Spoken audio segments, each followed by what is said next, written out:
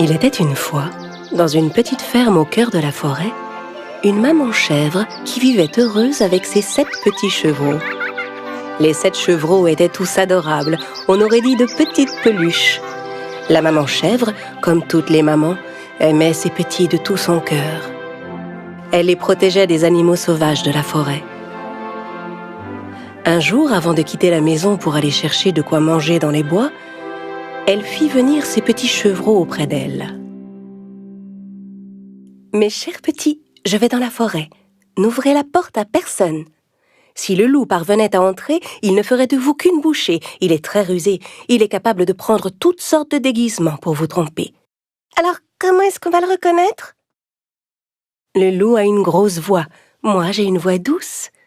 Vous le reconnaîtrez tout de suite à sa grosse voix. » La mère s'apprêtait à partir quand elle se rappela autre chose. Elle se tourna vers ses chevreaux. « Ah, encore autre chose. Les pattes du loup sont noires. Les miennes sont blanches. Vous pouvez le reconnaître à ses pattes. » « Ne t'en fais pas, maman. On sait se protéger, tu sais. Tu peux compter sur nous, maman. » La mère embrassa chacun de ses petits et partit dans les bois. Mais le loup les avait épiés de loin. Quand il vit la chèvre partir, il attendit un instant. Puis il s'approcha de la maison et frappa à la porte.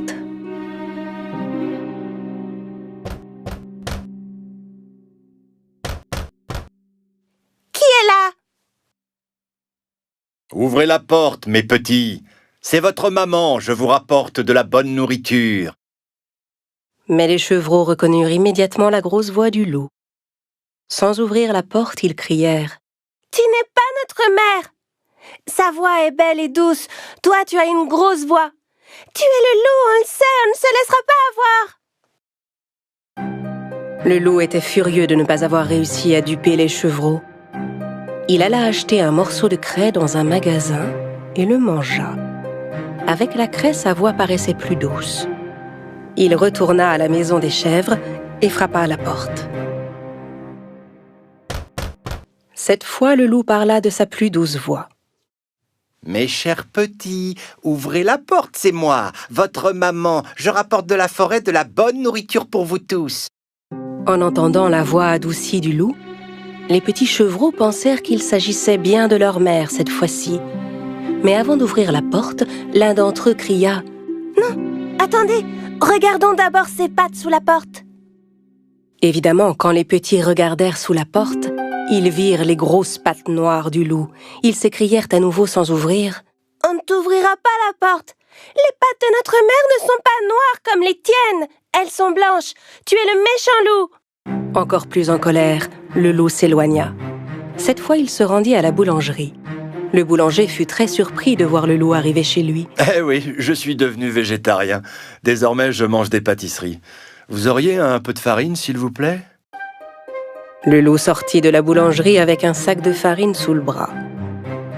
Quand il arriva près de la maison, il ouvrit le sac et versa la farine sur ses pattes. Ses pattes étaient maintenant toutes blanches. Le loup rusé vint frapper à la porte pour la 3e fois. « Mes chers petits, ouvrez la porte, c'est votre maman. Je rapporte de la forêt de la bonne nourriture pour vous. »« Montre-nous d'abord tes pattes, pour qu'on sache si tu es notre mère. » Le loup montra ses pattes couvertes de farine. Voyant les pattes toutes blanches, les chevreaux pensèrent que c'était leur mère et ouvrirent la porte. Et que virent-ils alors ? Le loup se tenait là, juste devant eux.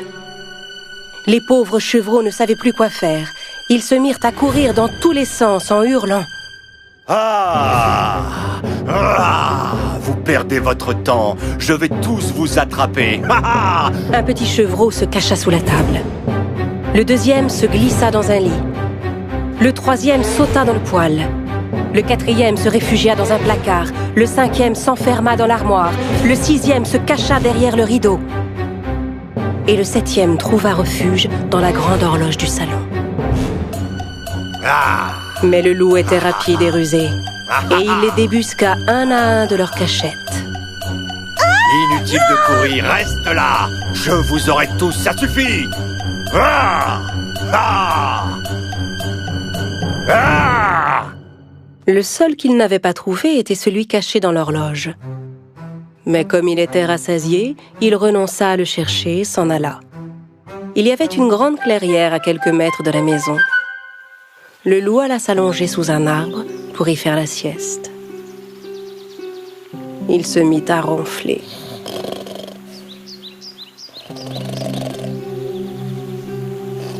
Peu de temps après, la maman chèvre rentra chez elle.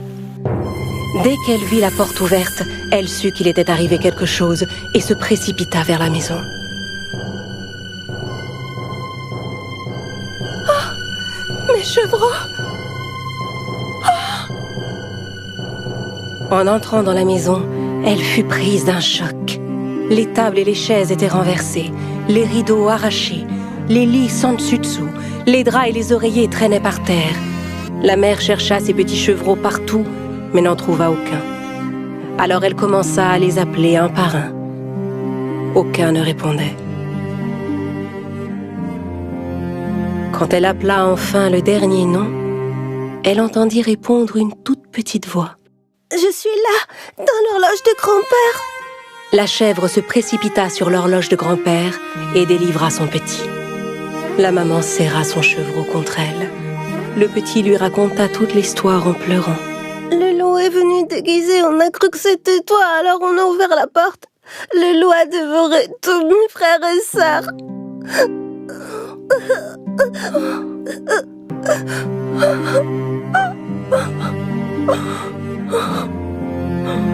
La mère était bouleversée. Elle pleura longuement ses petits. Puis, avec le seul enfant qui lui restait, elle sortit et se dirigea vers la clairière. Elle finit par trouver le loup qui dormait sous un arbre. Il ronflait si fort qu'il en faisait trembler les branches.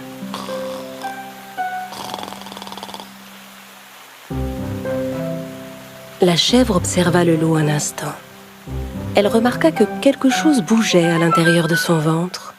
« Oh, mais est-ce que mes petits pourraient être encore en vie ?» Soudain, elle eut une idée. Elle dit à son petit « Va chez nous et rapporte-moi une aiguille, du fil et des ciseaux. » Pendant que le petit filait à la maison, la mère ramassa par terre 6 gros cailloux. Un instant plus tard, le petit revint avec du fil, une aiguille et une grande paire de ciseaux. Avec les ciseaux, la chèvre ouvrit le ventre du loup. Aussitôt, elle vit apparaître un de ses petits, bientôt suivi par les 5 autres. Ils étaient tous sains et saufs. La maman avait enfin retrouvé la joie, et les petits se serrèrent contre elle avec bonheur.